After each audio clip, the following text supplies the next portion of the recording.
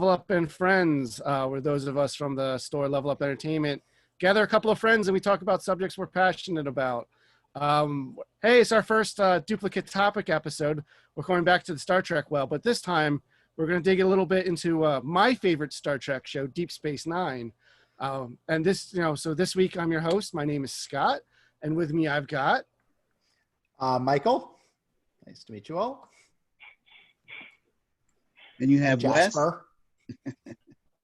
And I'm Matt, even though those of you who are seeing the web version are seeing Mr. Hedge because I'm a teacher, and I forgot to change my name. You can still change your name. There's no They've seen it already. All right, well, and fair enough. Frankly, they should be calling me Mr. Hedge if they see me in public, just to avoid confusion. There are a lot of Matts out there. Yeah. But yeah, so we're here to talk about Deep Space Nine, one of the Star Trek shows from the 90s. Ran concurrently with it started after season 4 of TNG. And then once TNG was over, then Voyager started. So it ran alongside both of those shows. So I know after TNG ended in season 4 of this show, Michael Dorn and Wharf were free, so they joined the cast in this. But before we get too deep into the later seasons of this show, I think we should talk a little bit about why we like the show so much and why it's so enduring.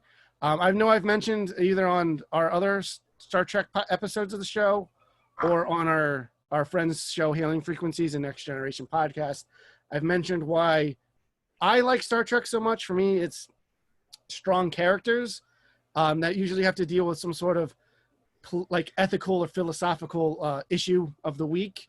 And Deep Space Nine is almost entirely just about that. And because it's serialized instead of episodic, unlike most series of Star Trek, the characters are able to grow and change, and the status quo can shift radically from season to season or episode to episode. And to me, that becomes much more compelling television. I think this makes this show much more bingeable in a modern sense, versus TNG. I'll watch a couple episodes if I feel like it, but usually I'll watch one at a time. But that's in a nutshell why Deep Space Nine works for me. I'll throw it to my guests here to see who wants to see why it works for them. So whoever wants to go first, just jump right in. I would agree with you on the bingeability. One of the things I find about Deep Space Nine is that it is the hardest show for me to just watch one episode of. If I'm going to watch an episode of Star Trek, I will grab an episode of TNG or I'll grab an episode of Voyager. For Deep Space Nine, because it has so many good, subtle arcs, I'll put on a random episode and I'll go, wait, what's going on with Dr. Beshear at this point? What's going on? I have to try and resituate myself. But I think it combines the two best elements of Star Trek, which is, of course, incredibly strong and well-developed characters with a world that presents them with a strong ethical dilemma. One of the things I say about Deep Space Nine is in The Next Generation and in Voyager, they go to a planet, they find a problem on that planet, and then they move on. Whereas Star Trek, Deep Space Nine, they get Bajor is the planet they have visited, and that's it. They're going to deal with Bajor and Bajoran issues, and you're going to get to know that planet and that culture and what they've been through and their relationship with other powers and their relationship with the Federation, and it allows you to dig deeper into a culture, a political system, a religious system, far more than we've ever been able to dig into a Star Trek race before. And I think that's one of the most admirable or most recommendable things about the show from a Star Trek perspective. Wes, you want to go? Yeah, I mean, both of you just summed it up. I mean, my feelings are the same. It was, you can't definitely watch just one. You find yourself binging multiple episodes, the past couple of weeks preparing for this, because I haven't actually sat down and watched Deep Space Nine in quite some time. And I just wanted to get a quick refresher. And I was like, okay, I'll just watch this one episode. Oh, well, you know what? I'll watch the second episode. And then it reminded me how much the characters grew from episode 1 until later in the show. And I think that's one of the things that kind of drew me to the show, because it starts off, it wasn't your typical Star Trek show. So I was like, okay, this is kind of different. And it just took off from there. And Mike, how about you? Yeah, I agree. Just to expand on one of the points that Matt and Wes are making, I think it's fantastic, because if you're a fan of Star Trek and you're a fan of The Next Generation is a very episodic. It follows almost the way that the Iliad and the Odyssey do, where they go from port to port to port, solving things. Deep Space Nine, if you're interested in like world building, will really get into the geopolitical nature of the Federation, what's going on, what the Federation's interactions with the Klingons are, with the Cardassians, with the Romulans, how they approach new people coming in. But like I said, that is a double-edged sword, because it will take very deep dives. And I completely agree with what they said. It's very hard to watch just one. And there are one-off shows. It's very similar to the X-Files in the way that there is a meta plot, but there are also just episodes that you can watch that are sprinkled in there, but it does give you kind of like that deeper dive into what is happening in the Federation. So it really fleshes out the world building that you can't just get from, watching one instance of a journey of one specific ship. Mm-hmm. So here's a question I have for the group that I'm not sure if I can answer. Do you need to have already been to be a Star Trek fan to watch the show? I definitely think you're rewarded for knowing who the Klingons and some of those things are, because you're right. It does deal with a lot of the different cultures and things that have already been set up. But like for me, it's kind of impossible for me to take that out, because I watched it after being into the other Star Trek shows. I don't know. I think you could pick this up fresh. I think they do enough ground laying for most things. There's some episodes where things from TNG come in where you would be a little bit lost. There is a singular Q episode of Deep Space Nine, which ends in a very surprising way. But I feel like if you weren't a TNG fan, that episode wouldn't hit for you at all. You might be a little confused about what's going on in the very beginning of the first episode if you weren't a Star Trek fan. But other than that, it moves into its own world. I think it's richer if you have a Star Trek background, but I don't think you need a Star Trek background to start watching DS9. Yeah, I mean, the analogy that I used before, when we were just talking, for me, it's very similar to The Empire Strikes Back, which everybody says is one of the best Star Wars movies. And I would agree, it probably is the best, but like it can't stand on its own because it doesn't begin a plot and it doesn't necessarily end a plot. I feel like Deep Space Nine, while it certainly, has its own plot and which it sees from start to finish, I think it does very much rely upon, a familiarity with the universe. But having that been said, I feel like Star Trek is so well known that it's very hard to not know what a Vulcan is and what a Klingon is and things like that. So I think you can get caught up to speed very quickly just by watching the first couple of episodes, because particularly the pilot is very explainy. Yeah, I would say. So the pilot does catch you up pretty quick. Yeah, Okay. it definitely stands on its own. Like everybody else said, if you have some Star Trek background, even just a little bit, the first episode brings you up to speed. Later on in the show, it gives you more a sense of, okay, this who this person is, but it definitely stands on its own. So no, you don't need to watch the original or TNG and still love Deep Space Nine. I was rewatching it in preparation for this podcast, because full disclosure, we decided to do this a while ago, so I've had a couple of weeks to kind of skim back over the show. There is a lot of references to TNG specific moments, especially because the chief of operations on the Deep Space Nine station used to be the chief transporter chief on the Enterprise. So like he occasionally does mention to like other characters, like, you know, remember that Barkley guy, which is not necessarily something you need. It's kind of like little one-off comments. So you don't need to know who that is, but it's neat to, like, if you've watched TNG, you know what they're talking about. But I don't think you necessarily need to, but like I said, they won't go into detail about how like Klingon society works, for example, but they will be used a lot in Deep Space Nine over the course of the 7 seasons. That is a good point. Knowing because there's a lot of Klingon political stuff in Next Generation. Some of the great episodes in the latter run of the show are Klingon political stuff. You know, Arbiters of Succession and all that. That's not a spoiler. It's just random words. But so having that would probably be useful. And when Wes mentioned the original series, I would be very interested to see someone who has never seen another Star Trek show watch one very specific episode of Deep Space Nine, and from look on Wes's face and Mike's face, they know what I'm talking about.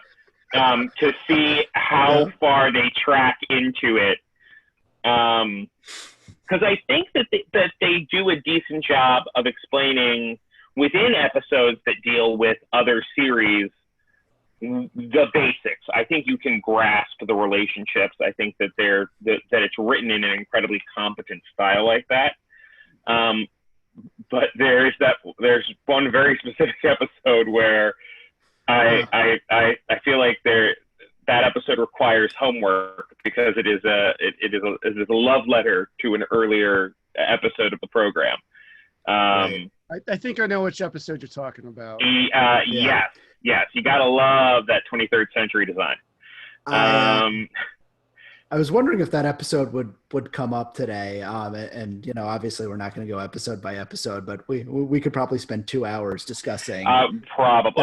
I have some strong opinions with that episode.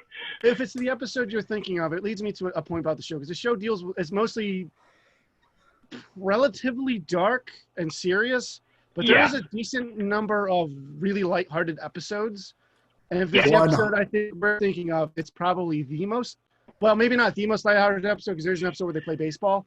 But I was going to say it's the most lighthearted episode that doesn't star the Ferengi.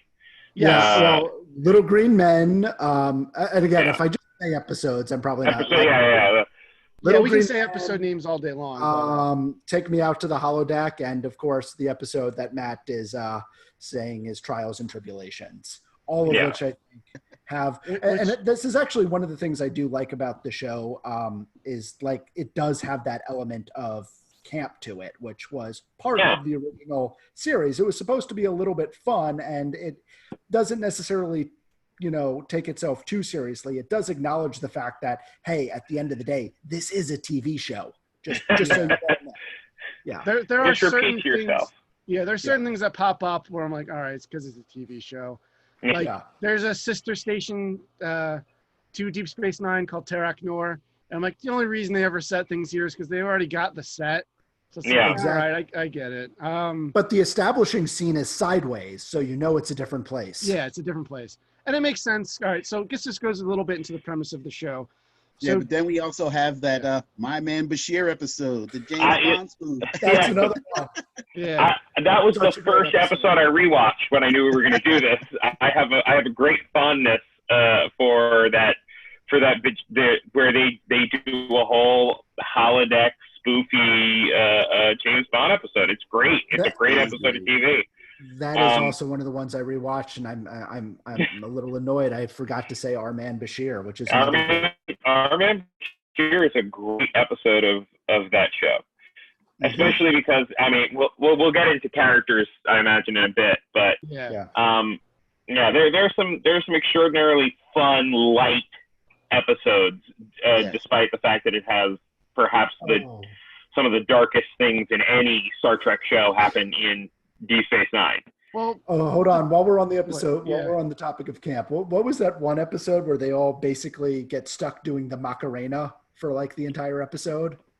Are you thinking about Alan Moraine? Alan Moraine. Alan Moraine. Oh God, I hate Yeah. that. Move episode. Along Home is the name of that episode. Yeah. Move Along Home. There's Move another Along great Home. camp episode. That's a first season episode. I will say the first season of every Star Trek show is its worst season. So there is a little bit of a learning curve with Deep Space Nine as there is with any Star Trek. I will say this first season is probably better overall than like the Next Generation's first season or Voyager's first season. I will say I think for Deep Space Nine, and comparing it a little more directly to TNG, I would say it reaches higher heights, and its lows I think are higher than TNG's lows. Yeah, I think Move Along Home has a reputation as being one of the worst episodes of Deep Space Nine, and I'm like, that's a middle range season 2 episode of TNG. Yeah, but like, because That is not that bad. It's in, it's like seems so much worse in comparison. Right, especially just a couple episodes after that, they have Duet, which I think is one of the best episodes in the entire run of the show. Which I'm sorry, what? That's a big statement. Oh, listen, I am a big defender of that is that episode of Eamon Maritza. That's an episode that floats entirely on a guest character and sort of unfair to talk about in reference to this, but it's one of the few episodes you can sort of pluck out of order and be like, here's a character study. Which I think they do a lot of really good character study episodes on Deep Space Nine, which makes it, again, a little bit different. Or rather, they do more character study episodes on Deep Space Nine, which makes it a little bit different than the other Trek episodes. That's because of the serialized nature of it. They're actually able to. They're not. This show's really not like TNG's more or less meant that you can kind of jump in and out whenever, like for syndication and whatnot. Deep Space Nine, like you have to go episode by episode, more or less. I will say, what's up? Yeah, not to kind of go too far off topic, but just rewatching this, and the pilot episode, it was a great handoff from TNG. But watching it, I'm like, did anybody else get the whole V'ger vibe? Yeah. Or was it just yes? I got a little bit of I got it. Yeah. So people who don't know what we're talking about, V'ger is the reference to the first Star Trek motion picture, the first movie, which we did a whole episode on for. I was on that episode for Hailing Frequencies because no one else wanted to. So if you want to know like a blow by blow, I'll link that in the description. But yeah, I can see that a little bit with the wormhole stuff, which I guess leads us a little bit. We should probably explain the premise of the show a little bit. So Deep Space Nine, instead of Star Trek, being on a starship and going where no man's gone before, seeking out new life forms and whatnot, it takes place on a space station called Deep Space Nine. It's owned by a race called the Bajorans. They live at, it's orbiting their planet Bajor. It was war reparations given to them by a fascist occupying force called the Cardassians, which is set up in TNG. So they asked the Starfleet to come in because they helped facilitate the end of the Cardassian War, to kind of basically run the station, and they're kind of there for their military protection as they rebuild their society. Unfortunately, so it's like way out beyond the Federation borders. They're kind of in like frontier no man's land territory.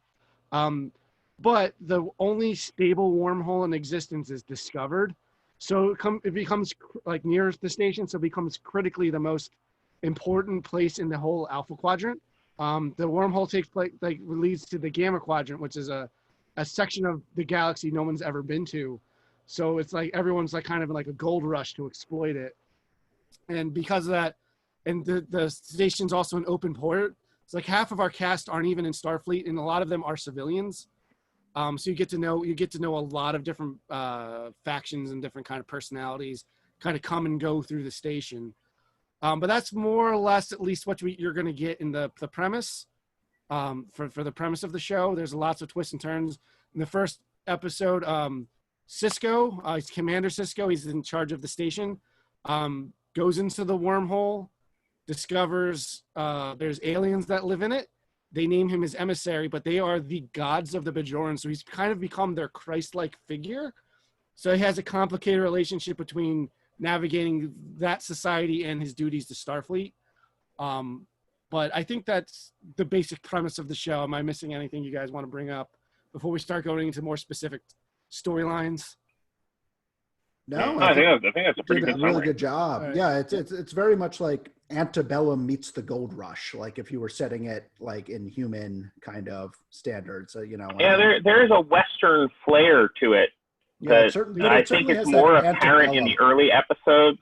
Yeah. They call it the Frontier a couple of times. Yeah. Right. It's Bonanza in space. Yeah.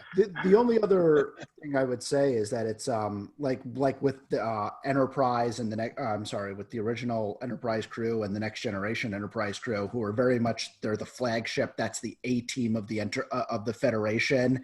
This is more like the C team. This starts off anyway as like a backwater post, and so it's just like, okay, here's a motley crew of people that will just kind of flush there that are not like the type A, like, oh, we need to seek out new life and new civilization personnel that are there. So different personnel grouping. One of the things that's very endearing early on about the show is that, at least at first, and you get this right up front, is the commander doesn't quite know if he wants to be there. The chief engineer is dealing with a station that is constantly and perhaps deliberately broken essentially all of the time. There is a strong criminal element on board, which is not something you deal with in other Star Trek shows.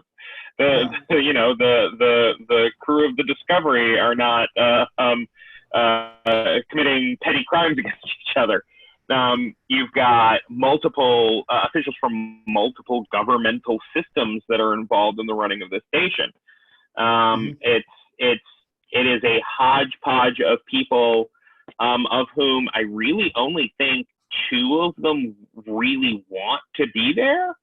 Dr. Beshear and Dax, I think, are the only people who are excited to be there. Oh, I think and everyone else is too, right? Because now he's chief of operations of a space station. That is nice, but he's also driven crazy by the station, particularly in those early episodes. He wants to. He's going to take a hyperspanner to someone. Yeah. No, he definitely wants to be there, but Keiko does not. Oh, right. I forgot. Yeah. His wife very much does not want to be there. No, he mentions, so I just rewatched it. So like one of the later seasons, he mentions to somebody being on a space station versus a starship. He's like, oh, there's always something going wrong here. Like he was excited. There's always a problem to fix because he's an engineer. Right. So he that's how he likes to operate and do things. But yeah, I think the station's been deliberately sabotaged because the Cardassians had to give it up to, an enemies of theirs. Their technology, this Starfleet and Federation technology, is not compatible with all of the other technologies on the station. But you're right, there is also a criminal element because it is an open port, which they call it a few times.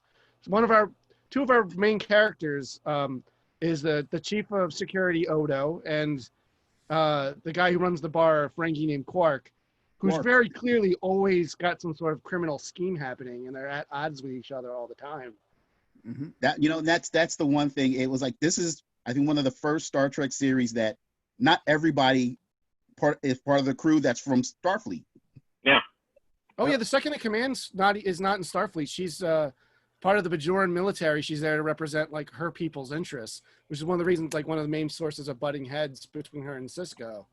That's one of my favorite characters. Oh, I was going to say, my joke for this episode is going to be every time we brought up a character, I'm like, oh, that's my favorite character. That's my there's favorite really character. nobody on the show I dislike. Yeah.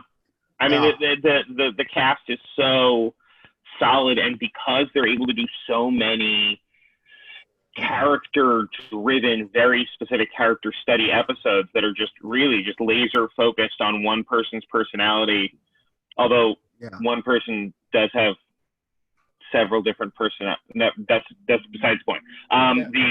We can get into that. Yeah, we'll get into that.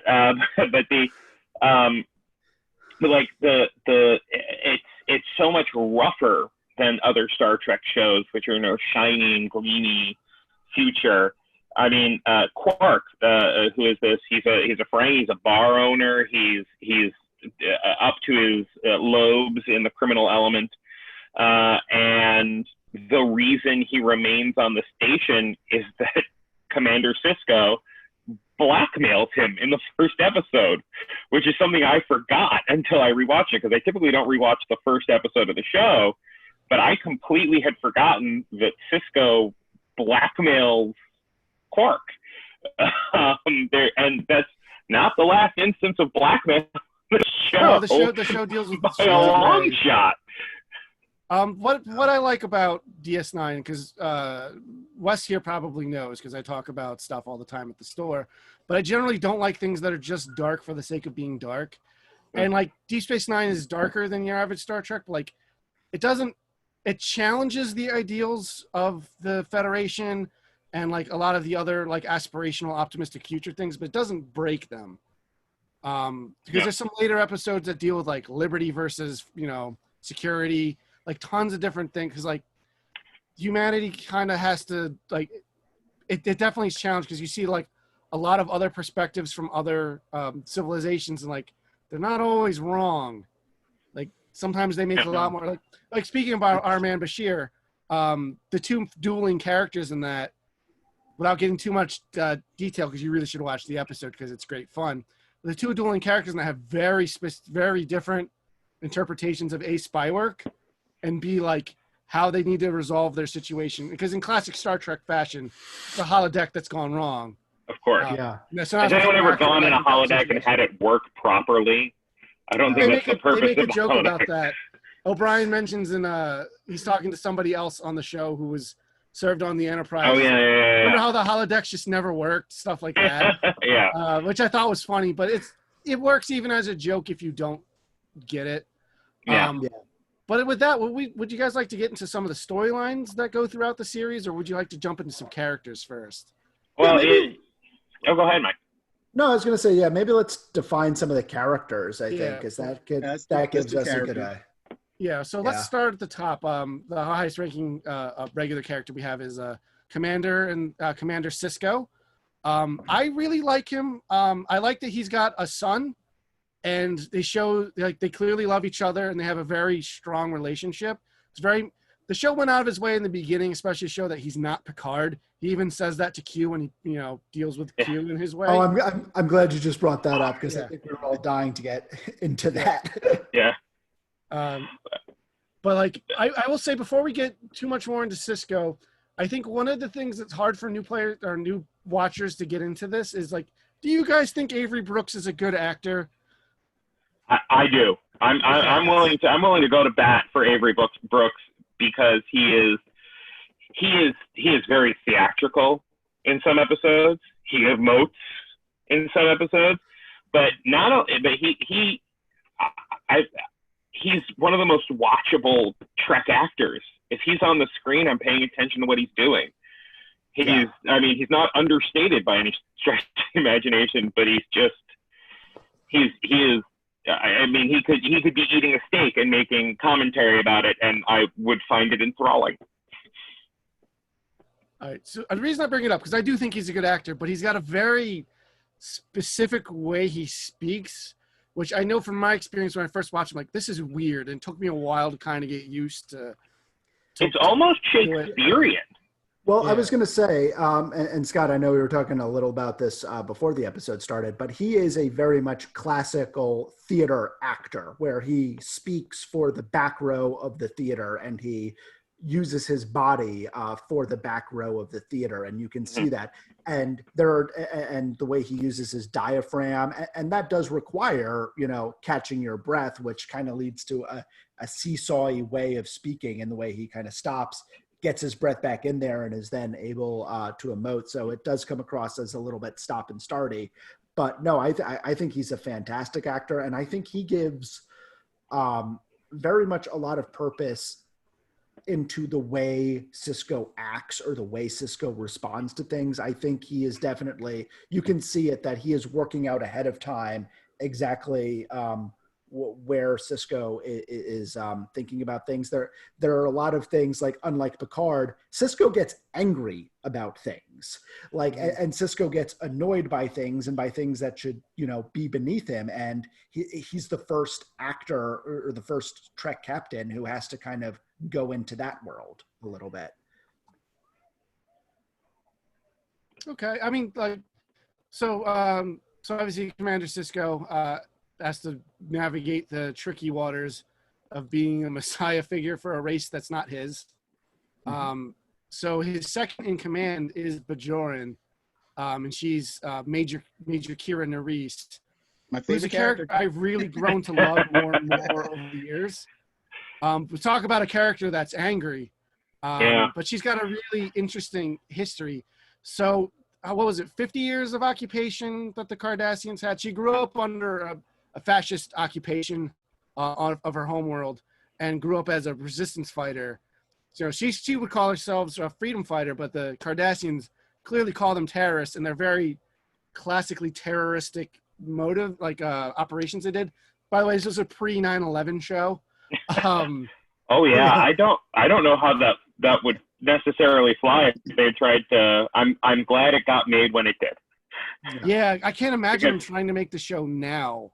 Because Kira is a phenomenal character over the course of the show. I have one objection to a decision that the producers clearly made about her personal relationships for later in the show, but but other than that, I really she is such a unique character, again, in Star Trek, because she comes into this thing. Everybody else is sort of every other Star Trek character that starts off as a Federation officer is steeped in, the glory and wonder that is the Federation. I mean, they're walking Federation propaganda posters. They love the Federation and how peaceful it is, and Earth is a paradise. And Kira looks at them and goes, "Oh, look, you're here. That's great. I hate you. Go away now." Yeah, she's upset, dumb face. I know in the beginning she's upset they just regained their homeworld, and they're immediately let the Federation in. Yeah, let the Federation in, and they're like, well, they didn't do anything for us, because they talk about that in TNG when they first introduced this stuff, where it's like, because there was like a huge humanitarian crisis, but like because of the Prime Directive, Starfleet won't get involved. I know eventually they do, because I know they fight a war with the Cardassians, which we never get to see, because they're the station operations fought in that. Yeah, Kira to me is like I said, she's my favorite character, because like you said, she starts off angry in the very first episode, but I think throughout the series you see the most character development and change with her than any other character in the show. At least not like our main crew. Yeah, she definitely gets the most. Oh yeah, she definitely gets the most. No, exactly, out of the main crew, because she starts off one way. By the end of the show, she's a total opposite. And you see that growth throughout the seasons, which I think that's why I like her the most out of the whole initial crew. Yeah, what's nice is you see her become friends and come to respect the Starfleet officer she serves with, which is gratifying, especially in Cisco's case, because Kira's more or less like an antagonist for a little bit. She's vehemently opposed to just the idea of them being there. But then, of course, the Bajorans are very, very religious people, and like all of a sudden, this guy's now their messianic figure, and it's like, oh. Can we take a slight side step while talking about characters, because one of the great parts in Deep Space Nine is recurring characters. Oh yeah, people who aren't necessarily main cast, but are on the show enough where they are just indelibly tied to the show. And there are, for instance, you mentioned the Bajoran religious scene. And as far as antagonists go, there's a character on the program named Kai Wynn, who is, I think, I think she's one of the. Okay, I'm not going to go too much further, but she's a phenomenal character. She's a phenomenal foil for the other characters, and there's lots of these side characters who, because they stay in one place, because they visit the same planet over and over and over again, because they're in orbit near it, Although no, they start in orbit near it, and then they move a physically little move it. farther. They move towards the wormhole. Yeah. But they're between this planet and the wormhole. These characters who you in a normal Trek show you would have seen for the one episode, and then you would have moved on. They get such depth and such breadth and such. No, Kai Wynn is one of those characters. I was going to bring up the villains later, but we'll just talk about it now. So we approach the shield's been popped. She's so great because like she's essentially the pope of their religion, but like she's still scheming for her own purposes.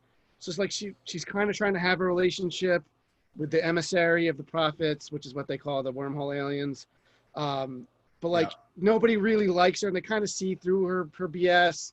But it's like you kind of got to play the game a little bit because she's such an important figure on the planet, and they're trying to rebuild their society. Yeah.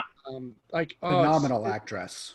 Louise Fletcher, Oscar winner, Nurse Ratchet in One Flew Over the Cuckoo's Nest.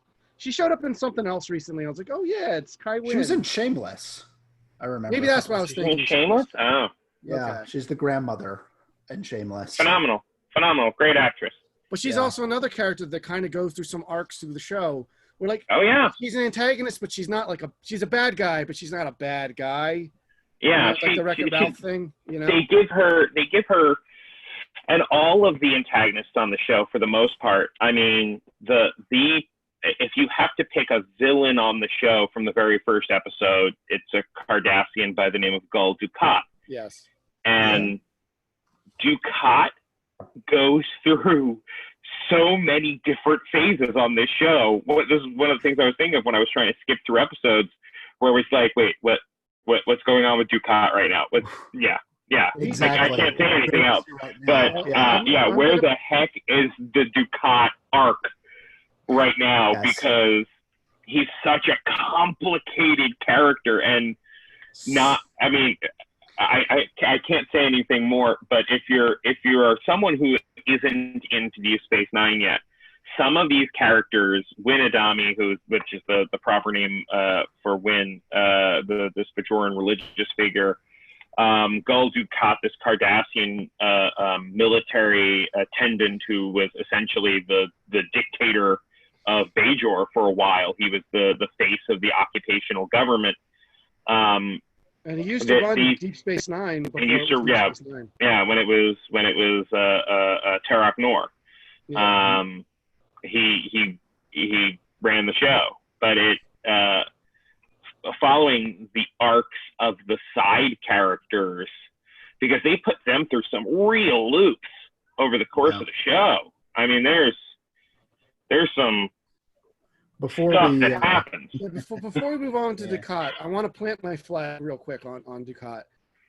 I'm going to go on record. I think he is the best character in all of Star Trek. Really? I mean, I can absolutely see the argument for that one. Yeah. I can see that argument. Everyone else is bad, but like, he's so compelling, and he's performed so well by Mark Limo. He's great too. The relationship he has with our main characters and like his own society, and like, again, we don't want to get too deep into stuff, but like, just watch the show for him. Like, doesn't show up all the time, but when he does, it's always impactful. There are seasons that have more of him and seasons of that have less. Yeah, but like he's like the shark from Jaws. He's kind of always around, and he's always dangerous. So when he shows up, it's like a big deal. Yeah. While we're just on the topic of not just main cast actors, but now as we start to expand out, I will say I do think Deep Space Nine is far and away the best acted of all of these shows, and they get such a fantastic just like backlog of actors that come in, not to just be on the main cast, but to be on the side cast as well. I mean, you mentioned Louise Fletcher, who is, she won an Academy Award, and she's a main recurring character on the show. Mark Alemo is fantastic as Gul Dukat. I mean, we haven't gotten into him yet, but Jeffrey Combs and Andrew Robinson. Oh, Andrew Robinson is Garrick. Renee Auberjonois, may he rest in power, Yeah. Yeah. Yeah, and then just a couple of other. I mean, just the one-off. You said Duet was your favorite. Oh. I can't remember the actor's Oh, name. Wallace Shawn is a recurring character too. Yeah, well, Wallace Shawn. Wallace, Yeah. of all people on a Star Trek show. Inconceivable. Yeah. Inconceivable. Yeah. Oh yeah. Oh yes. He's in the Prince of Pride. His name Yeah. is Zach. Yeah. So yeah, these side characters and Garrick is a side character that's essentially a main character. Yeah. He's a main character by the end of the series. By the end of the series, he's in, I think, every episode in the last season. I was going to say he was just supposed to be a one-off character, and he's so good. I'm so glad Garrick is pretty good. Interesting point about Andrew Robinson. He was the runner-up for Odo. Oh, really? He can be a good Odo. He was the runner-up, and he didn't want to do it afterwards. But his daughter, who's actually a guest actress, she was in the episode "The Visitor." Is she the girl that goes to a certain older gentleman to ask him why he stopped writing novels? Correct. Yes. Okay, that's a great episode. That's probably my favorite episode of Star Trek. Period. But okay. But I know, so he was originally supposed to be Odo, and he just decided he didn't originally want to take the role of Garrick, but kind of decided at the last minute to do it, and it was off to the races from there. Speaking of Garrick and just main characters, I'll just make the real quick point, but I seriously think Julian Beshear is my favorite main cast character of the show, and I don't think a discussion about the characters would be complete without him. I just, I think he is the best example of a certain archetype of character you see frequently on Star Trek, specifically 90s Star Trek. He was probably Wesley in The Next Generation, and then Ensign Harry Kim in Voyager. But he is kind of like that eternal optimist, and just this person who sees the Federation and the values of the Federation as like this, ideal that should be emulated and spread out. But unlike those two characters, goes through an immense, character growth, and maybe the opposite way of just because he is able to see, exactly where the flaws are in some of those values. And so I think, just trying to keep it big level and not, you are walking the line appropriately. I know he's one of the complaints I've gotten from people who tried watching Deep Space Nine and couldn't get into it. Is like, oh, I hate the Doctor. I'm like, you kind of do it first, but you have to. That's part of he changes a lot. Yeah. I mean, if they did an episode of Star Trek now like an episode of Picard where, Wesley, it turns out, became a captain, that little kid from that show, he's now a captain. Beshear is the story arc to how Wesley would become a captain, I think, and to how he would gain just that confidence and that edge to him that he didn't have at a very early stage in his career. Yeah. I can see that. But we're still talking about. So speaking of, because all the characters know each other and have their own personal relationships and links to each other. Let's talk about his other best friend, Miles O'Brien, the new chief of operations.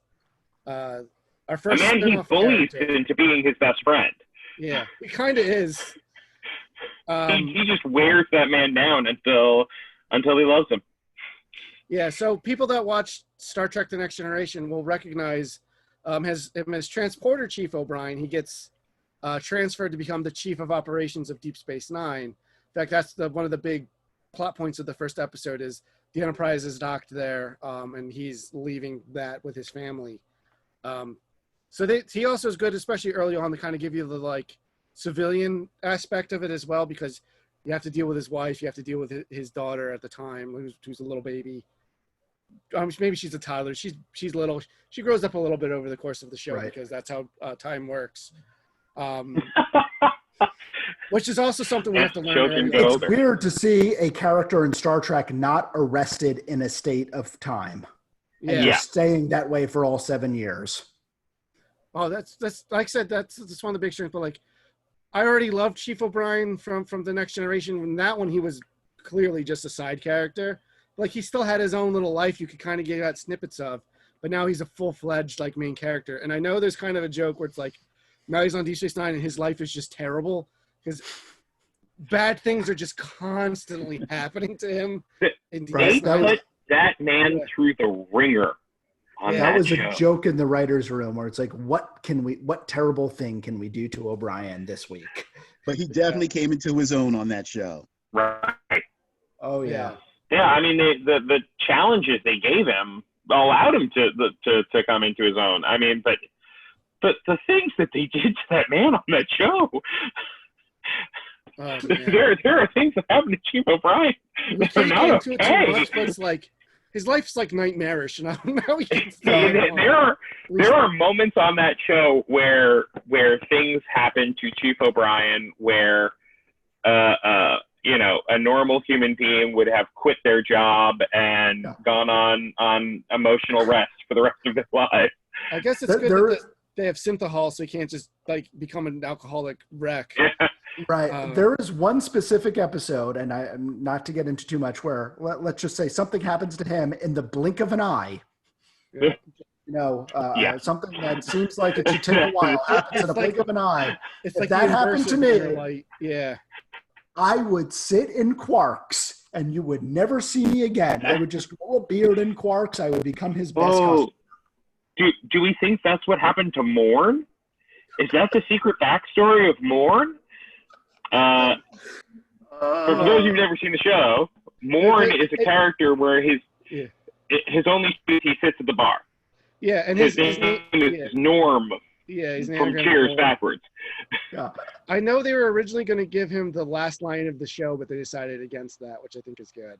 I remember hearing that rumor as well.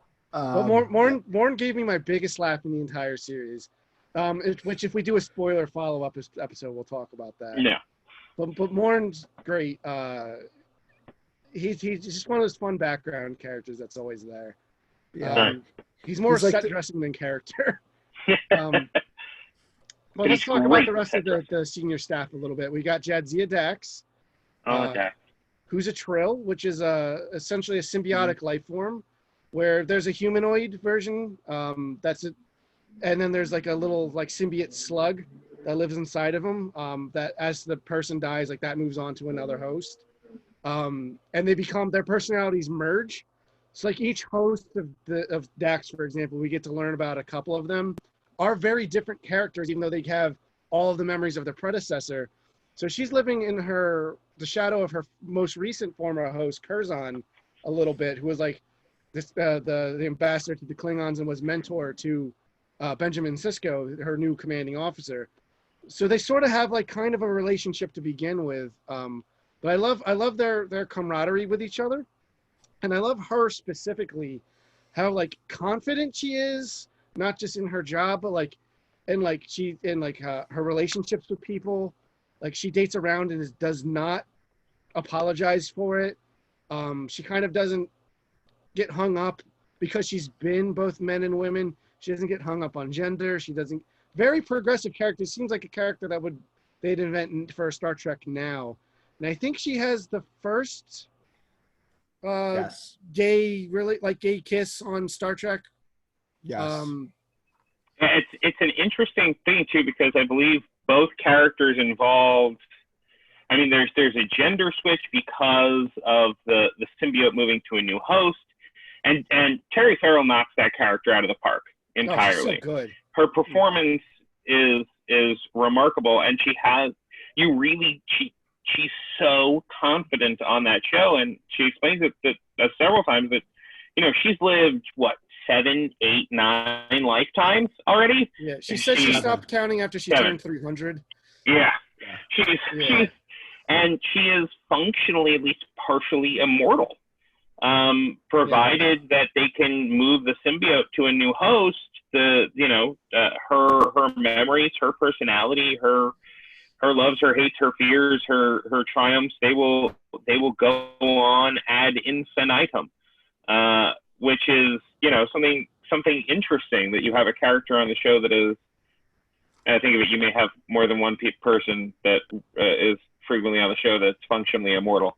But she's one of the characters I maybe appreciate three. more and more as I rewatch the show. I'm like, I really, like, I don't need a strong female role model, but I'm glad she exists. Like her and Kira, and their budding relationship because they seem so different from each other. But like that's what's great about Dax is she's friends with everybody, and like people can't even like comprehend. It's like she hangs out with Quark and plays like Ferengi games with them. She's the only person that does stuff like that, you know? Yeah. But she explains it like, listen, once you know who they are, like they're fun to hang out with.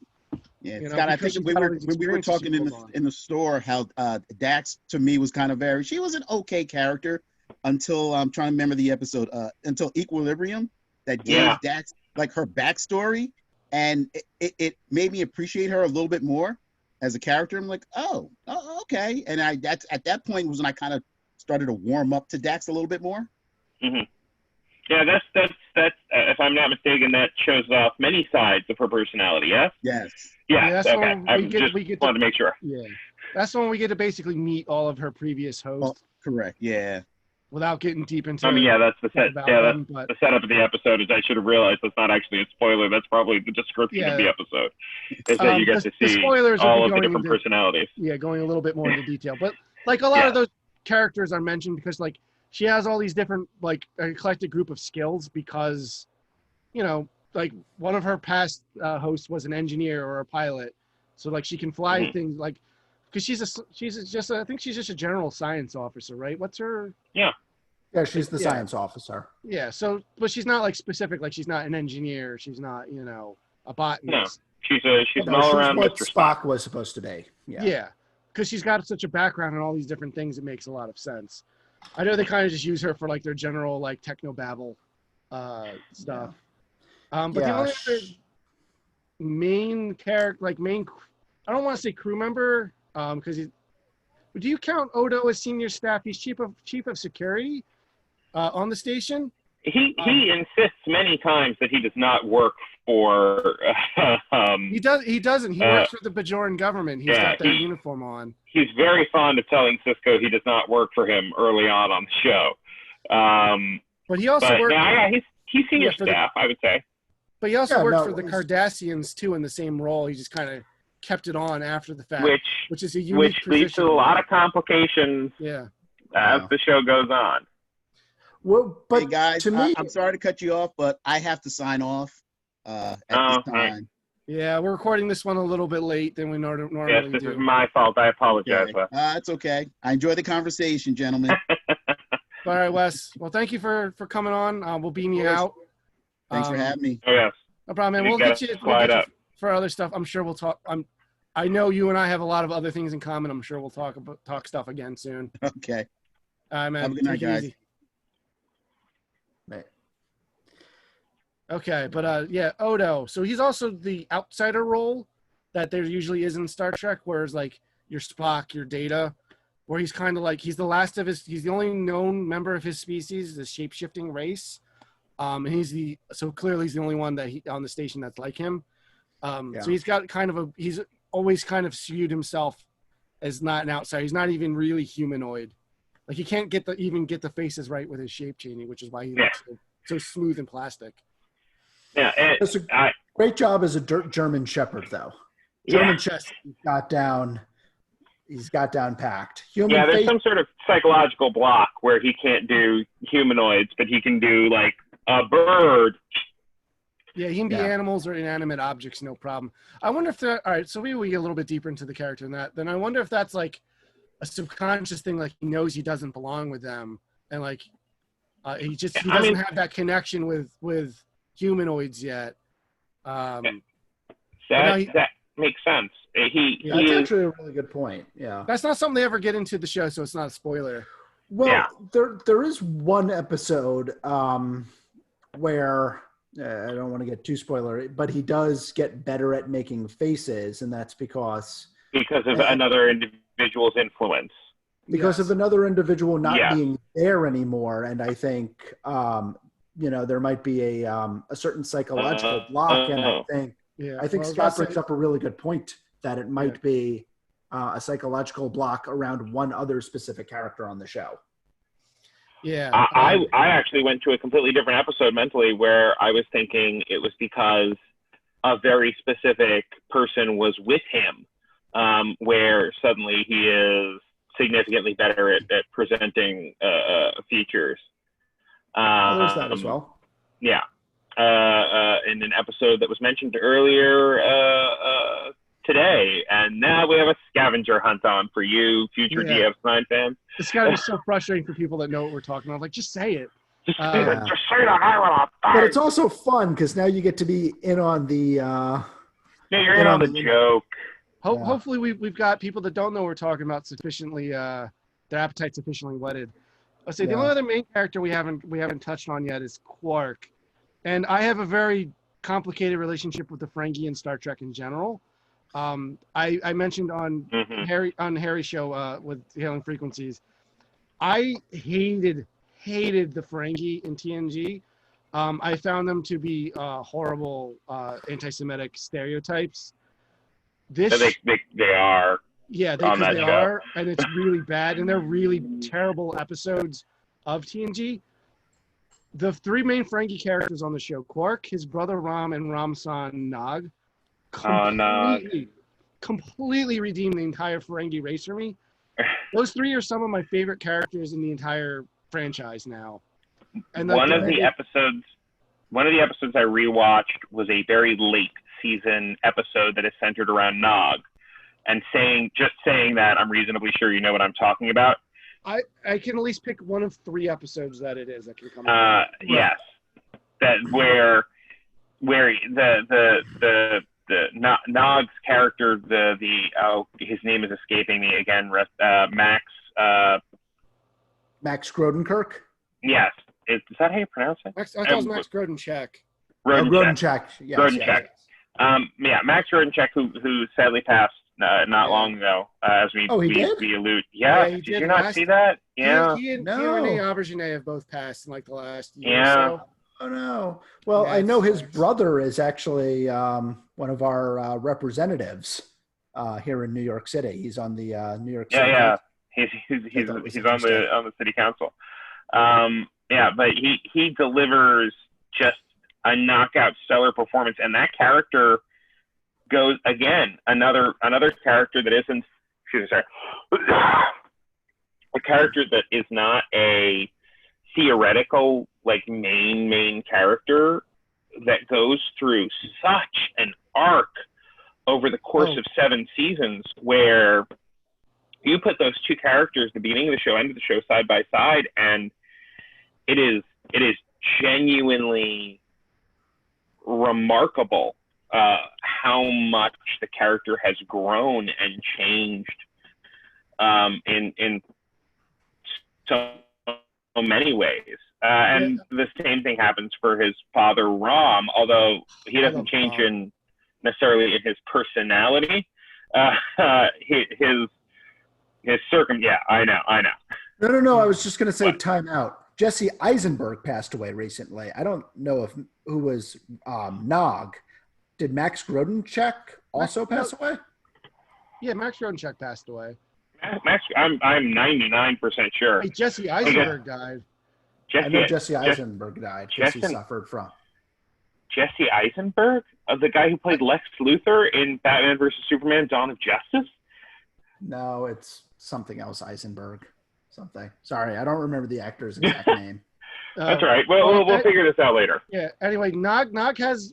So Deep Space Nine especially is a series of great monologues, and every character gets at least 2 good ones, I think. But Nog has one, and to say this, there's an episode where he comes of age and tries to buy an apprenticeship that is unexpected of him. And he finally explains why. And that's the moment that turned on me. I was like, oh, I like this character now. Oh, so good. It's one of my favorite episodes of this. Yeah.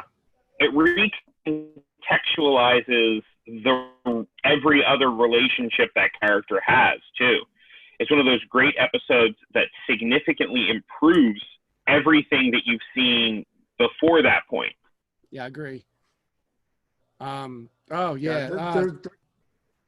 There's also Sorry, there's one specific Aaron Eisenberg. That was his name. Sorry. Aaron Eisenberg. Yeah. Yes. Aaron Eisenberg passed. Yes. Aaron Eisenberg has passed away. Okay. But just as Glad we're we got talking that about, sorted out. yeah, exactly. But there was one specific episode, and it's one of the campier episodes, Little Green Men, where they compare like Ferengi to, the more selfish aspects of humanity. There are a couple of great lines in there where they're, again, I don't want to get too spoilerish, but when you talk about, the history of the Ferengi versus the history of humanity, yeah, they're greedy but they've never done things like commit war crimes or, genocide or things slavery. like that. Yeah. Those are the ones I know they mentioned. They are a little more advanced in that, and they are just, when we say they're more obsessed with profit, that's all they care about. They are not mean, and they're not ill-spirited. Well, they're not mean if you are a male of the species. Yeah, they have. They a lot also of happen other... to be, as far as we know, the most sexist species in all of Star Trek. Yes. Fair enough. I was not. You didn't go in that direction, but they have some real, extremely regressive gender roles on Ferenginar. But that's part of what makes the Ferengi episodes so great. Is like they start challenging a lot of that stuff. Well, and that's the focus of, I think, with one or two exceptions, every Ferengi-centric episode is about challenging their own people's attitudes. Because for lack of a better term, like they usually kind of pit Rom and Quark against each other. And again, for lack of a better term, where Quark is more the conservative and Rom is more like the progressive type like mentalities for stuff. Yeah. So they kind of like butt heads a little bit in that regard. Especially once you start to see like what their home life was like, you kind of understand why they are the way they are. Right. And Rom is another character that goes through an arc where at the beginning he and Quark's relationship develops. He tries to do some real nasty stuff to Quark early on in that show. And then, stuff that feels out of character in develop. Retrospect. Yeah, in retrospect, it's sort of weird. But yeah, the Ferengi on the show, the whole scene at the bar, the fact that there's essentially a casino and bar in the middle of this Federation space station, and 3 doors down from a church, and next door to a Klingon coffee shop. Yeah, and I'm glad we've real hipster neighborhood is what I'm saying. Yeah. I'm glad they've all finally dropped the pretense of what holodecks are really for. Yeah. They're very clearly used for what you view them for, yes. Because we all know what those holodecks are for. Yeah, they're for intimate purposes. Oh yeah, what we're talking about, you go there and go to like you go to 1960s Vegas and watch a lounge singer, of course. Yeah, that's what most of the crew is using it for. And there is some gross stuff that happens with maybe people's image being used on the holodecks in ways that they don't necessarily like on that show. It's very prescient for like the internet age. Yeah, it really is. Deep fakes were a thing on Deep Space Nine well before we got to them. And don't get too excited about watching the show for that. There is one horrifying one. Yeah, there's one horrifying episode. I'm sorry. That is not a good pitch. That is not a good pitch for the show to talk about that one episode. You could very easily skip and has no major plot points in it. It's the scariest moment in television history, except for in Twin Peaks when, oh God, what's her name comes screaming at the camera. Oh yeah. I can't believe I'm forgetting her name. Laura Palmer. Oh my God. Laura Palmer. Yeah. Yeah. The whole of that show, she was murdered, and that's. Yeah. But we'll talk about Twin Peaks another time. Yeah. Because I have opinions on that. But oh yeah, like I said, the Ferengi episodes, like in rewatching it, I've been skipping episodes, and I almost never skipped a Ferengi one. Which is the exact opposite when I do TNG. I have to skip every single one. But speaking of them being like anti-Semitic kind of characters, I kind of view the Bajorans as like kind of an apology for them, because they were an occupied, but under the Cardassians are clearly very Nazi-esque. But they were like they went through. I don't want to call it a Holocaust, but they went through an occupation. Yeah, it's a weird mixture of sort of post-war Germany and the British-Irish relationship, where you had where Kira is, whereas I think the Bajorans are very much analogs for the Jewish people. I think that the way they structured what Kira was doing was very reminiscent of the IRA. Like for Kira specifically, I think the Bajorans culturally are very analogous to the Irish and the way that the Celts were, but the Cardassians are clearly set. They're very close to like between the Irish and the Jews, but the Cardassians are kind of seen as like that occupying force. So they're the Nazi Germany. They are the British in Ireland. I should also say, the Irish are also, the Bajorans are a little bit similar to the Palestinian issue, which was certainly still prevalent now. Yeah, very much so. I guess it's my own perspective of being Jewish descent. But like, so that's why I kind of saw them, because they're also very much defined by their religion, and they have like ornamental headgear and stuff. But like, now that you mentioned the Irish thing, that's an interesting connection, because Kira becomes relatively close to the O'Briens, and obviously Miles O'Brien is Irish.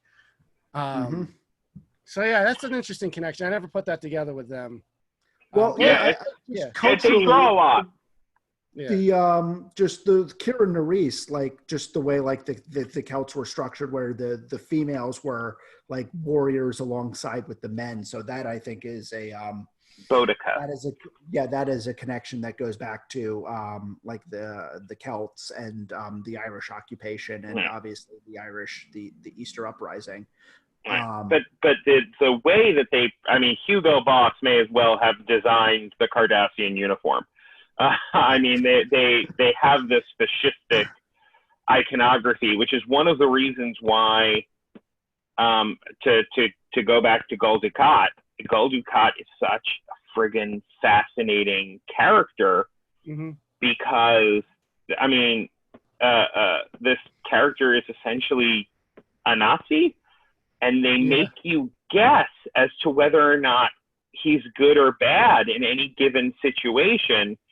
Because, and this is where sort of the British, this is where the British analogy comes in, where he's very charming and erudite, and he has absolute faith in that what he did was, the right thing to do at the time. And he is soaked in the propaganda of the Cardassian government, which is very different than our show's other regular Cardassian, that is Garrick, who is this. But they both still have this, since they both still grew up in the same culture. They both still believe a lot in like the propaganda and like doing things for the state. True. Because he talks about like he and Beshear become friends and they have lunch together, and they swap literature from their cultures. And he's trying to convince them about Cardassian epics. Yeah, the Cardassian epics, and like, so they kind of get into that a little bit. But like, you see, the two of them are enemies. Like, they clearly hate each other, but they never say specifically why, but you can kind of guess at why. But like, but like some of the most interesting, some of the most compelling episodes are when like they have to work together with Gul Dukat for one reason or the other. Right. Like, I don't want to say like they have to be friends with him for this episode, but like there's some sort of mutual goal, or like it's in the interest of their best interest of their governments to come to some sort of understanding. Right. And Kira hates him.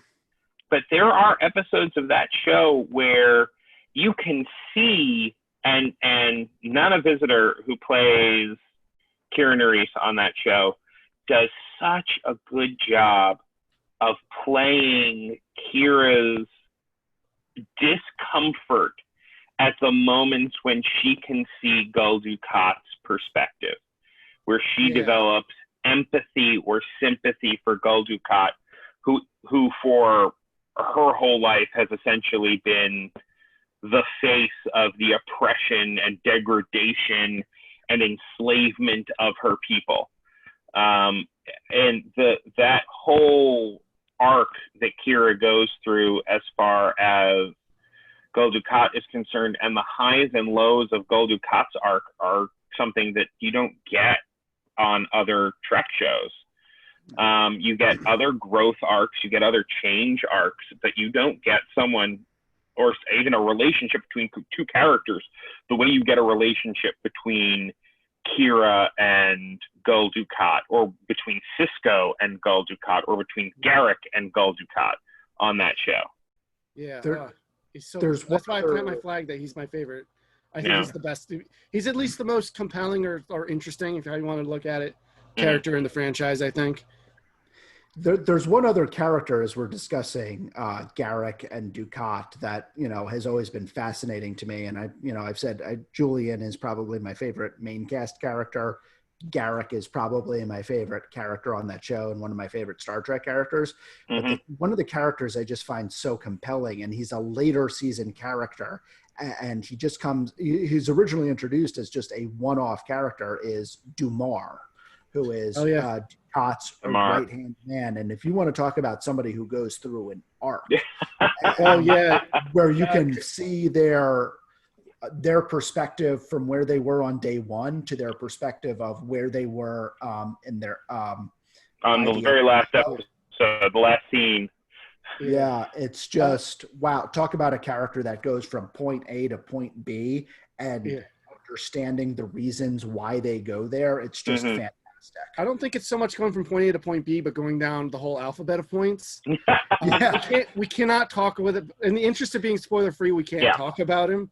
No, but he's such a compelling character, and I think he is so great in juxtaposition to Dukat. And I mean, there are many ways to view Dukat. I mean, Matt and we've had conversations where very long conversations where Dumar is kind of Dukat's right hand man, as it were, and if Dumar is, if Dukat is kind of like this Caesar, kind of like that type of figure. Dumar is very clearly like the Mark Antony that is just underneath him, but definitely has a life of his own and visions of his own, and so he's such a compelling character. Yeah, and again, the thing that gives this show so much life is that you get to spend so much time with such a wide array of fascinating characters that are incredibly well acted. Stacey Biggs does such a great job with him. Phenomenal actor. My favorite villain on the show, I can't say anything about. I literally cannot say word one. You know who it is because we've had a very long conversation about this. My second favorite villain in all of Star Trek, outside of a holodeck character that only appears twice in The Next Generation. But she's a female. Yeah, she's a female. It's a good way of letting all Deep Space Nine characters know who we're talking about. But wait, I'm confused who you're talking about then. It is a character who, by the end of the show's run, it's a villain whose villainy is driven entirely by exasperation, which is just, what are we talking about? Sorry. Yeah. Where it is the actress who plays the part, who I can't say anything about it because it would spoil huge portions of the show to even talk about this person. That all of the evil things that they do are driven by the fact that they're just so tired of having to deal with the situation they're in. They're just completely exhausted. It's like, okay, we'll do this, and then we'll do that, and then we'll do the other thing, and all of the things I just mentioned are war crimes, but please just go and do them for me. They're not war crimes to her because they're not war crimes to her. They're just exhausting things that take a lot of her time and energy. Because she doesn't look as anyone else as people. All right, we can't mention more. We got to cut it off there. But these are the sorts of, if you have not watched Deep Space Nine, these are the sorts of incredibly fascinating, and that's a character who's incredibly well drawn out, where by the end of the show, you understand a million different emotional aspects to their character, and where they spend a good amount of time making you understand their perspective. And Garrick, who I don't think we even mentioned who Garrick is. Garrick is a tailor that lives on the station who has a mysterious backstory. Well, he's also the only Cardassian that lives on the station. Yes, on a Bajoran station. Yeah. So everyone kind of hates him. Yes, he is the he is the last Nazi walking around. But he goes through this where he presents himself in a very specific way for a very long period of time on that show, and an episode happens where you learn a secret about him that's almost biological secret about him, where it recontextualizes everything you know about that character, and it just what motivates him, what drives his interactions with other people. And you typically don't get a lot of that on a lot of other Star Trek shows. You get fun adventures, you get ethical dilemmas. Every once in a while, you get a more deep appreciation of a character. But Deep Space Nine is almost nothing but deep appreciation for characters. Well, speaking about characters in this show versus other shows, after Star Trek The Next Generation ended, there's still like 3 or 4 seasons of Deep Space Nine to do. Yeah. So Commander Wharf, after the events of Star Trek Generations, which they mentioned in the episode he shows up in, he's a man without a ship. So he eventually comes and joins the cast of Deep Space Nine as a regular. He's the executive officer. He's the XO. Mm-hmm. And because he went from being on an episodic show where, to be fair, most of the time he was kind of a punchline. He becomes more or less. He gets shut down by Picard. Yeah, where he's just kind of like, we should just shoot them, and that's like all he does. He becomes, I don't want to say a real character, because there's great Wharf episodes in Next Gen. There are. But he becomes a much more multifaceted character now, and gets to have more interesting relationships with his crewmates, rather than just being like, we work together and get along, and just, But they dig more into like why he's so different from other Klingons, because he's so reserved and quiet and restrained, whereas Klingons like feel their passions and are loud. Mm-hmm. Well, he was raised by Russians, so I mean that helps, which is a fun detail about Wharf. You don't get to talk about it all on Deep Space Nine, but but like that, it's because the Russians and the Klingons in the original series rather were meant to be analogous to the Russians in the 1960s with they had a Cold War. So it's a fun that since the idea was making him be raised by humans, but they made him raised specifically by a Russian couple. Yeah. And it comes up every once in a while. Like he'll mention like Minsk and things. Yeah. They'll mention their family name is Roshenko, so that kind of comes up every once in a while. But Worf is great on Deep Space Nine. Red shirt Worf better than gold shirt Worf. I agree, and it's one of those things like you'd be afraid that like bringing in such a popular and well-established character from another show, like he'd kind of like maybe overshadow the existing cast. He slots right in. It's really uncanny in a way. Mm-hmm. Yeah.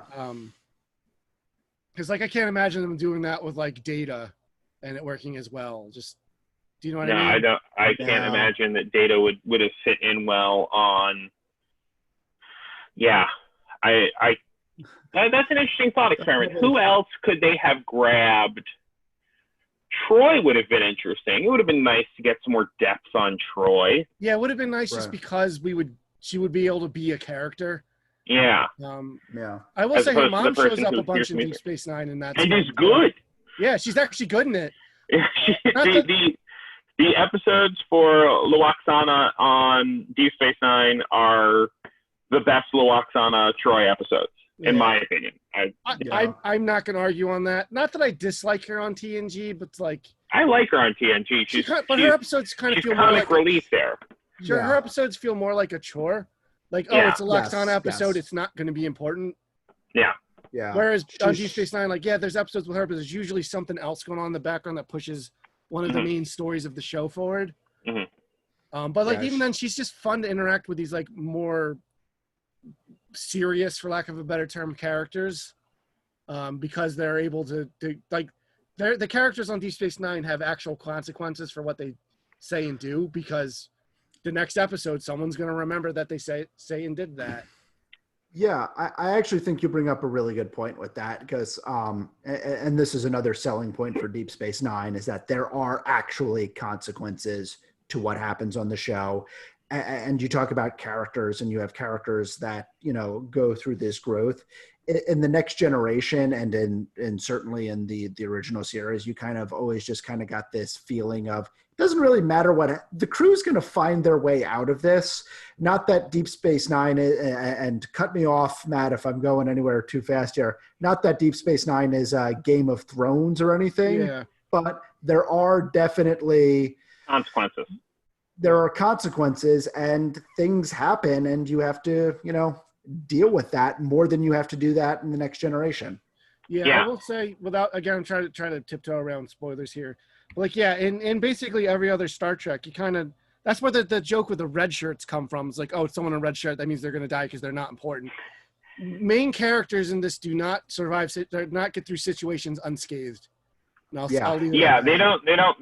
They're not, it's not, again, Game of Thrones, slaughter them all, but they're changed. They're fundamentally changed by the things that happen to them in ways that other shows don't. One of the jokes on our good friend Harry's podcast, Hailing Frequency, is at the end of the episode, sometimes, you know, we'll just say, and it never came up again.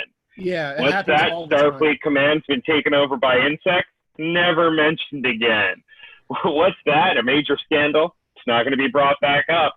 These characters that you think are huge and important just got introduced. You're never going to hear about them. Yeah. This show doesn't do that. It comes up again.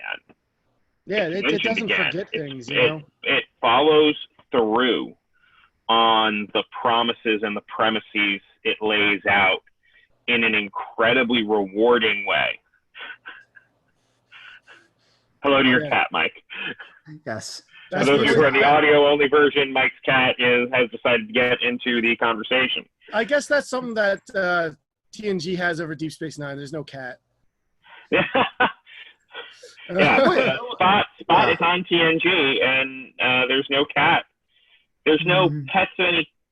Does anyone have a pet on Deep Space Nine? I don't think so. Because Janeway has dogs, but we don't. They got left behind. Archer has a dog that's like Archer has a dog on the ship. Yeah, Porthos. I was about to call him D'Artagnan. Yeah. I forgot what his name was for a second, but there's a character in Deep Space Nine. He's one of my favorites that we haven't mentioned yet. General Martok. Martok. We mentioned G.J. Hertzler earlier. He plays a Klingon general. I'm not going to mention the circumstances of him, but like one of my favorite Klingon characters. You know, obviously outside of Wharf, everyone loves Wharf. Who doesn't love Wharf? Like, he's another addition he's another character that's kind of like a one-off, but like becomes essentially a main cast member in the last 2 seasons. He's in just about every episode. Yeah. Yep. I mean, yeah. Again, the not to use a sports analogy, but the bench on this show is so deep that, you know, they pull any recurring character out and they make it clear it's going to be about them, where it's like, oh, Weyoun, we got a Weyoun episode. I want Weyoun. We haven't talked too much about Weyoun yet. Just know he's but we Jeffrey can't. Combs, and he's great. Yeah. He shows up eventually. Jeffrey Combs plays another antagonist on the show. Brunt, Inspector Brunt. I did not realize they were both played by him until the last episode when they're both in it. And they had to give him 2 credits. I was like, oh, my God. I did not realize that because they're so different. They're wildly different. Yeah, and they're also different aliens, so they have completely different makeup. So he like looks like a different – he doesn't look like he has the same face. There is Jasper. I do want to make one comment about Deep Space Nine. The very end of the episode, one of the final scenes of the final episode, because I know we've been talking about all these characters, takes place in a holosuite, and I think it's one of the best scenes in Star Trek, or it's one of the best wink nod scenes in Star Trek, because you have all of those recurring characters outside of makeup in that one particular scene. And I'm sure Scott and Matt, you know which one I'm talking about. I was actually wondering if you guys, because there's a lot of people in there, I was wondering if that's also like the writers and like producers and stuff. I imagine because there's a lot of extras. I think there are. I know Ira Stephen Bear is in that scene. A lot of sort them of shepherded the show through. Yeah. And that was the final scene that they shot, unlike The Next Generation, although that was going straight into filming the movie Generation. So it's kind of like, all right, whatever. The show is over. I'll see you next week. Yeah, precisely. This particular episode, that was the final scene. And so they were able to bring back all of those characters and all of the actors, and you kind of get like this great scene of just all of them outside of makeup and just all together. They do bring in a couple of, like you mentioned, Laxwana, but if you're in The Next Generation, they do kind of, in the first season or season and a half, they do have some Next Generation characters that they lean on, but then they just establish their all their own characters, and they become so much better and so much more rewarding than Dax coming back up or something like that. I think because after Next Generation ended, Deep Space Nine now had sort of run of the galaxy, as it were, where they could make big swings where things could happen on that show. Like, there is stuff that happens on Deep Space Nine where if The Next Generation was still ongoing, you would have to ask yourself, where the heck is the Enterprise? Why are they not here? I was going to bring that up because in rewatching, I'm like, it's really weird that they don't even give like lip service to the Enterprise or like those other characters existing. Because it's the flagship. I know because of Generations, it's the Enterprise E. Yeah. But like, still, because they use the same models, so you see like Galaxy class starships. Yeah, every once in a while floating by. Which is always weird because it's like you can't, because your brain's like, oh, it's the Enterprise, but it's not. It's just another of the same class of ship. There is an explanation for that in Star Trek Discovery. Oh, is there? Of all weird things. Yeah, they say something very specific about the Enterprise as a concept that makes it make a lot more sense if this has actually been Starfleet policy for hundreds of years to do this with this particular ship. That I will not go into with too much detail, but if you want to watch a completely different show, watch a completely different show. But there is a reason why the Enterprise may not get involved, and that they mention in the second season of Star Trek Discovery. Well, the one thing that I've always found kind of funny is that like Deep Space Nine keeps finding itself as the center of gravity for all of these situations, and yet like as they kind of establish early on in the show and throughout the show, this is like the C cast. This is like the C group. This is not like the commander of the Enterprise. Yeah. This is not the captain of the Odyssey, and yet they're in the center of all these things. For the whole Federation. Unilaterally at times. Unilaterally. He is doing things that are a big deal. To be fair, he starts work. He does work very closely with like Admiral Ross. Yeah, he does have a lot of Admiral Belt Buckle. Yeah, which is nice to see an admiral that's not just like a crazy bad guy. Yeah. Well, you also got. I mean, Nechayev is in the early seasons of the show, I really like Nechayev, but I understand she had somewhat of an antagonistic relationship with the Enterprise and an antagonistic relationship with almost everyone. Yeah, but I still like the character because she's just sort of she's the person that's there to remind everyone else, no, the military has a chain of command. Yeah. You don't just get to decide who we're at war with because you're on a ship. Yeah. But Ross is another great character that just sort of is gets to pop in and pop out. But yeah, and here's a question I would ask you, because I frequently, when it comes to Star Trek shows, when someone's like, how do I get into Star Trek? I usually don't recommend that they start with like The Next Generation. If someone was like, how do I get into that? I'm considering watching The Next Generation. With all due respect to Ensign Harry, I wouldn't say start with Encounter at Farpoint. I would recommend a much later. Bad. Yeah, I would recommend a much later episode on that show. There's a lot of shows where I would say, well, watch this episode and see if you like it, and if you do, you can start from this season, or here, there, Parks and Recreation, skip second two, that sort of thing. Yeah, I usually tell people like, don't watch the original series. If you want to watch that, it's got to have the caveat, like, remember it was made in the 60s, and then I would still say cherry pick it. Yeah. TNG is probably a good place to start, but again, I would cherry pick it.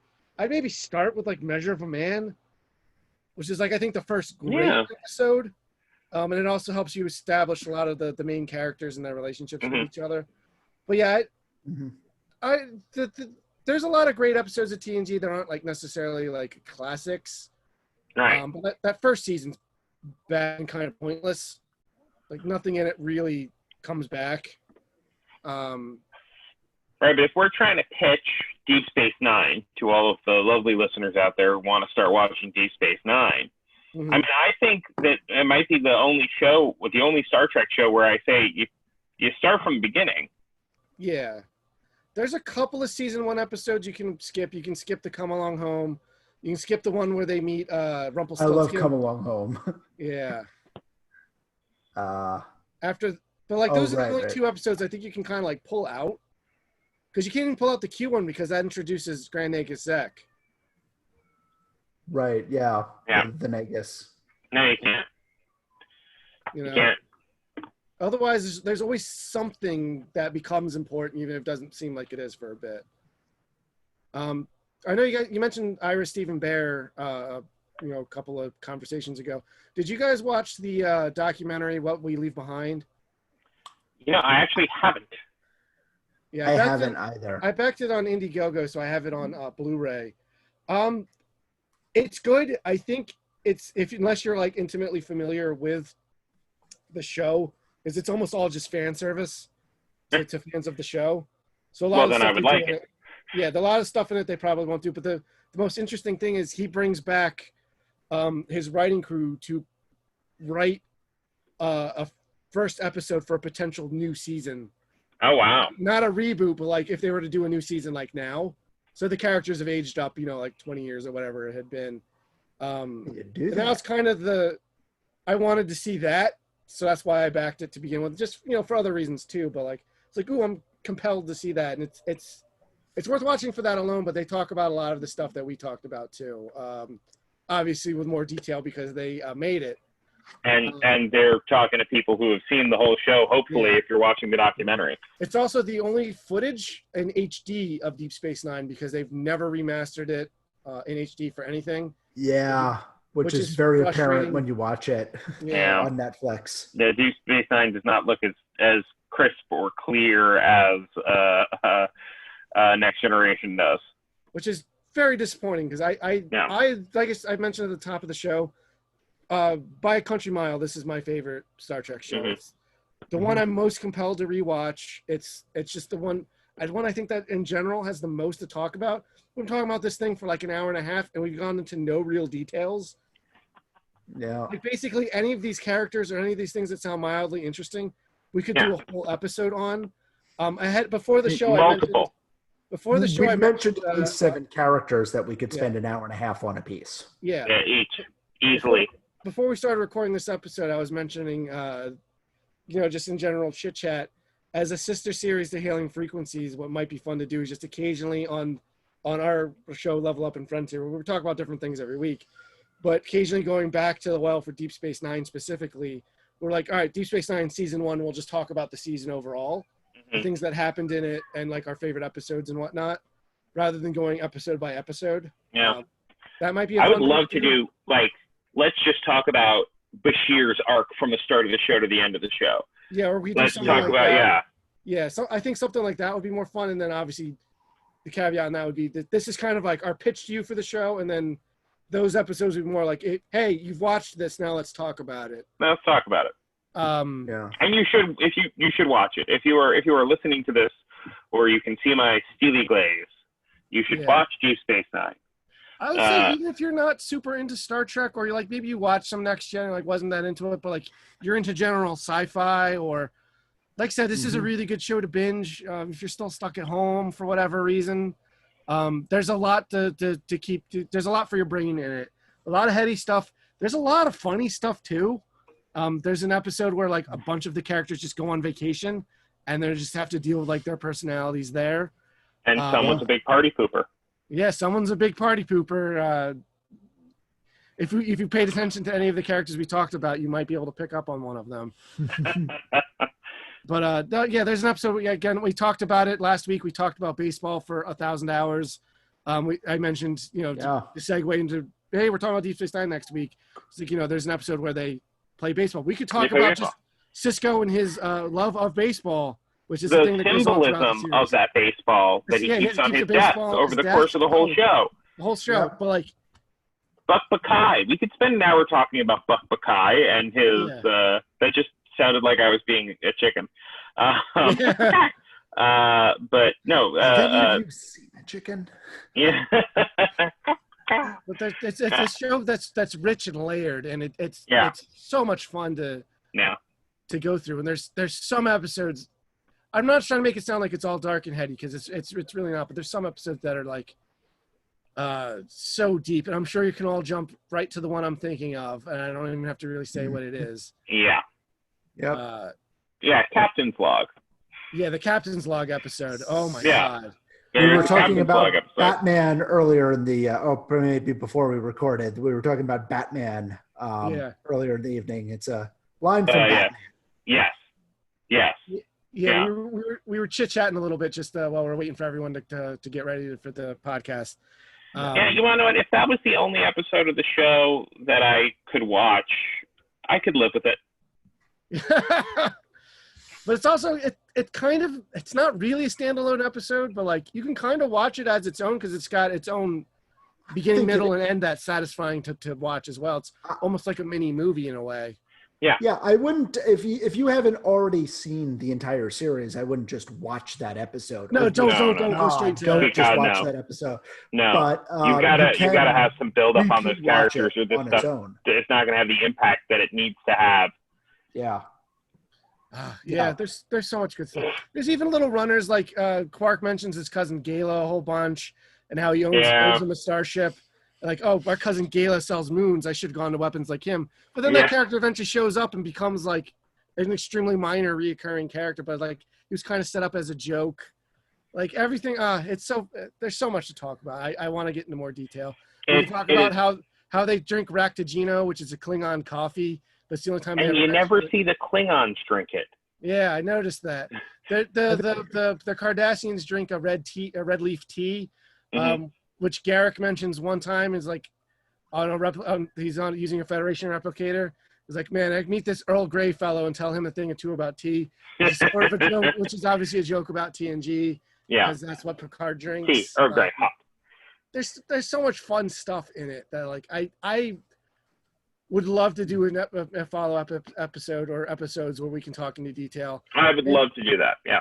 And a little bit about how the sausage is made here. There was supposed to be a lot more guests on this episode, but some people had to drop out last minute for one reason or another.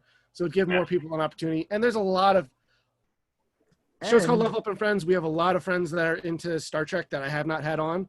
I've had you guys on because of our experiences with Hailing Frequency, so I knew we would be able to personality, because the first episode was like, well, I want to make sure we have people I know personality-wise will be able to gel with this.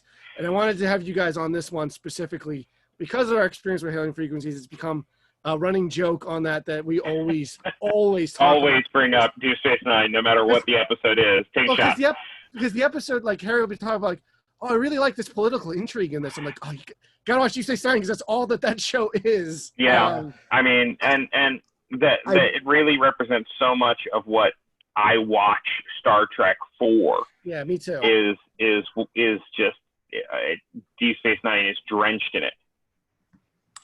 I will say I was going to make this point at the very end of at the very beginning of the show, but if there's anybody still listening, there's If there's one minor thing I would take away from it in comparison to the Next Generation, while I think this show is certainly more interesting on a geopolitical economic thing, it is a little less sciencey than the Next Generation and Voyager is. I mean, while it certainly does have that science aspect, Yeah. like you talked about the Great Heights. The Great Heights are in the shows like Duet and Waltz, and like the back and forth around what morality and not only doing the right Pale thing, Moonlight, the right Into thing. Artem, Sound Gas, Stars. Far Beyond the Stars.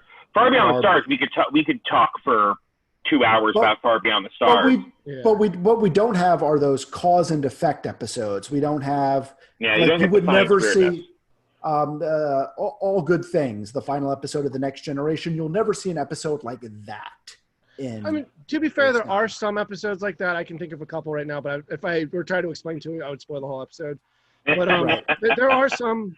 But I guess maybe that's something with this show because it was on simultaneously with the Next Generation and Voyager, and both of those shows dealt with those more of those classic Trek style episodes. 100%. Like maybe you can look at this as more of like if you're more into that, you can look at this more complementary to those episodes. Yes. No, I completely agree with that. Because this is certainly more the geopolitical, world building show within the Star Trek universe. Yeah, this is the one that makes the Alpha Quadrant feel more crowded in a way, but it makes it feel like, yeah, you had like occasionally like Picard runs into the Romulans, but like now I have to consistently deal with like the idea of them floating around. Right. For one reason or another. So we talked for almost 2 hours now. We haven't even mentioned what's on the other side of the wormhole. We haven't even mentioned planets, stars for people to trek to. We haven't mentioned any of that. We haven't mentioned any of Deep Space Nine's spaceships or any of the things that they do. Well, Scott, you're just going to have to do another episode. I know. So you're just going to have to do another episode, Scott. I'm sorry. Yeah. No, I don't make the rules, Scott. Yeah. You're just going to have to do another episode. No, I'm totally fine with that. I want to. Star Trek's the nerdiest thing I like to talk about all the time. It's the easiest way to kind of endear yourself to me. If you come into the store, you're like, hey, did you see that episode? What did you think about that episode where this happens? And I'll have a strong opinion one way or the other on it. I was debating whether or not, because since our last episode when we talked about the CBS All Access shows, the full trailers and stuff came out for Below Decks.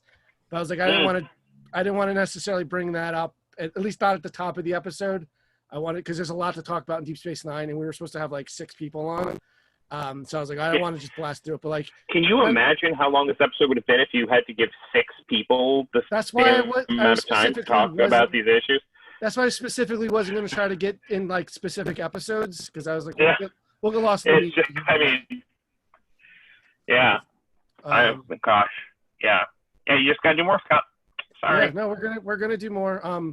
I'll leave that up to the listeners how we want to do it. We could do it character arc wise. We could do seasons, or we can just come back and just do a rambling free for all. Yeah, get in the comments, people. Get in the comments. Leave a review. Yeah, send me a message to contact. Star something. Email something. Yeah. I'm sorry. Say it again. I talked over you. No, leave a comment. This should be on Facebook and YouTube at least. Those have comments. All of our audio things, you're just going to have to send me an email at contact@levelupentertainment.com, which is also where you can send us suggestions for future episodes. I've got the next month or so relatively planned out. But, I'm free for, any kinds of suggestions.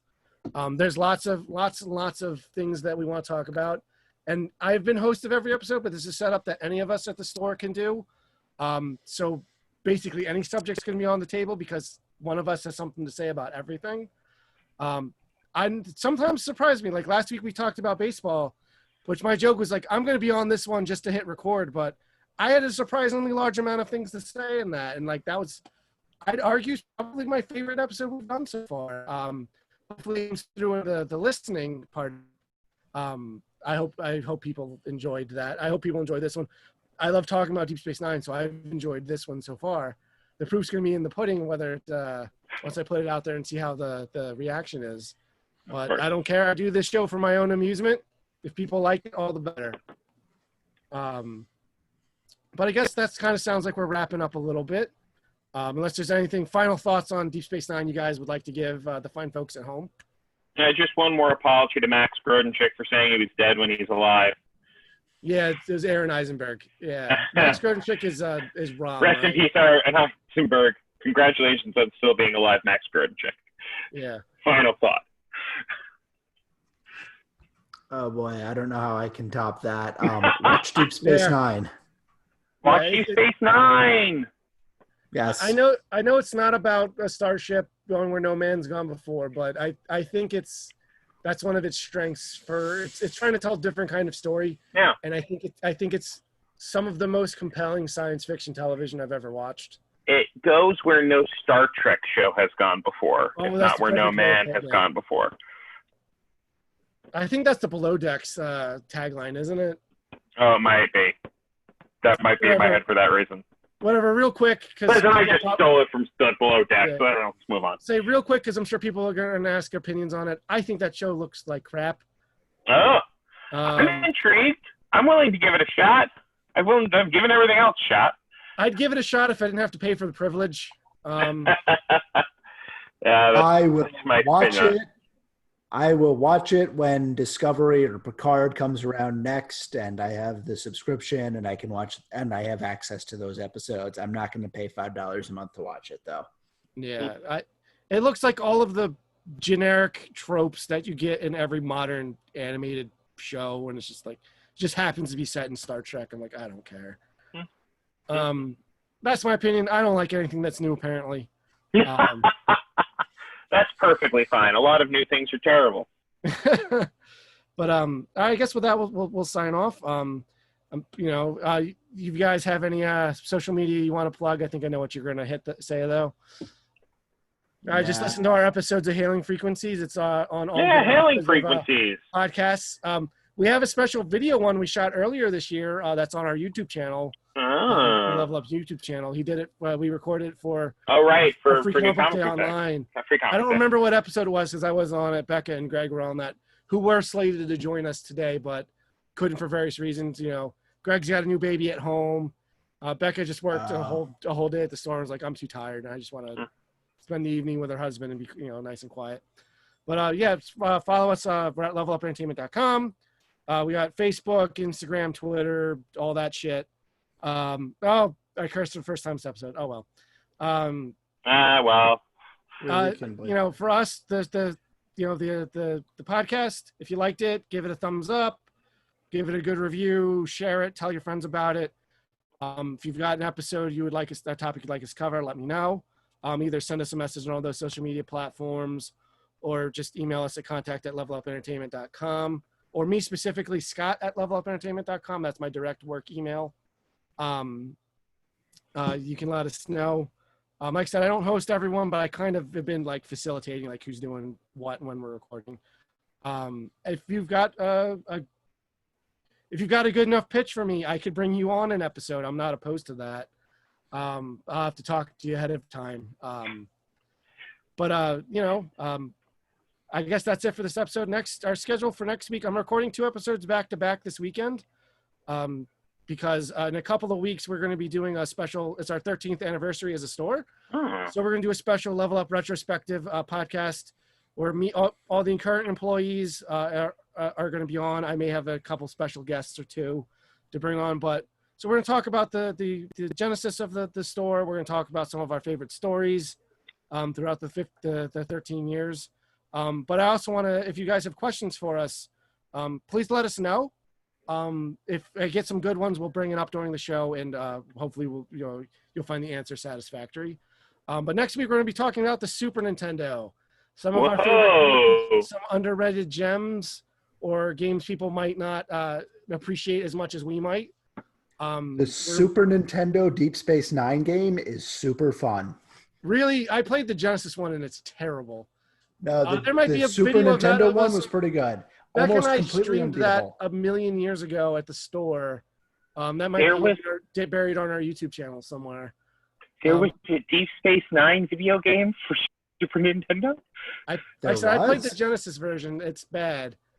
Yeah, you played Okay then. Odo turned into a rat. It was fun. Hopefully that whets your appetite sufficiently for the next episode. But until then, guys, be safe out there.